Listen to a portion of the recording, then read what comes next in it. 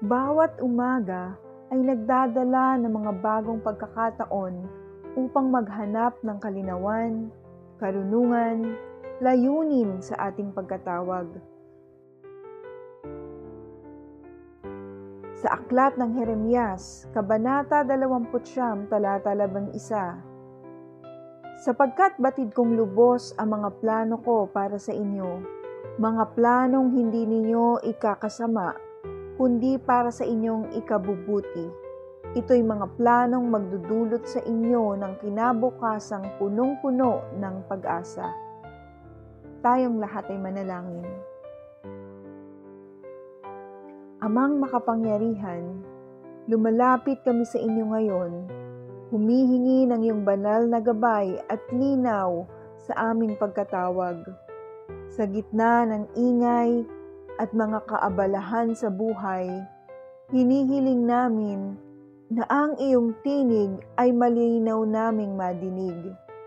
Bigyan mo kami ng karunungan upang malaman ang iyong kalooban at ng lakas ng loob na sundin ang landas na inyong inilaan para sa amin. Panginoon, kinikilala namin na ikaw ay may plano at layunin para sa bawat isa sa amin. Nananalangin po kami ng may pananampalataya upang magtiwala sa iyong plano kahit hindi namin nakikita ngayon ang kabuuan nito. Tulungan mo kaming huwag umasa sa aming sariling pangunawa, kundi lubusang umasa sa iyong walang hanggang karunungan. Panginoon, sa mga sandali ng pag-aalinlangan at kawalan ng katiyakan, ipaalala mo po sa amin ang iyong mga pangako.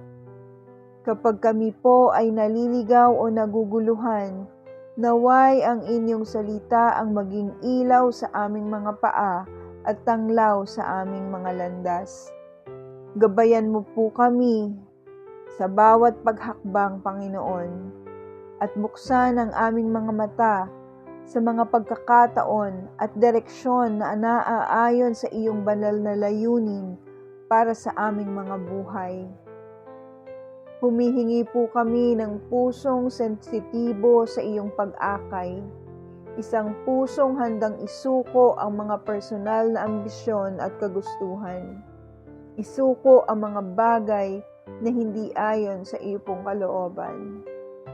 Punuin mo po kami ng iyong banal na spirito upang marinig namin ng malinaw ang iyong tinig at sundan ito ng tapat. Bigyan mo kami ng pasensya habang hinihintay namin ang iyong tamang panahon at ng tiyaga upang isakatuparan ng iyong tawag ng may dedikasyon at kagalakan. Panginoon, pagpalain mo kami ng kalinawan, kapayapaan at katiyakan habang hinahanap namin ang pag-unawa at pagtanggap sa aming pagkatawag. Naway ang aming mga buhay ay magpakita ng iyong kaluwalhatian at pagmamahal sa lahat ng aming ginagawa. Isinusuko po namin ang aming mga plano at kagustuhan sa iyo.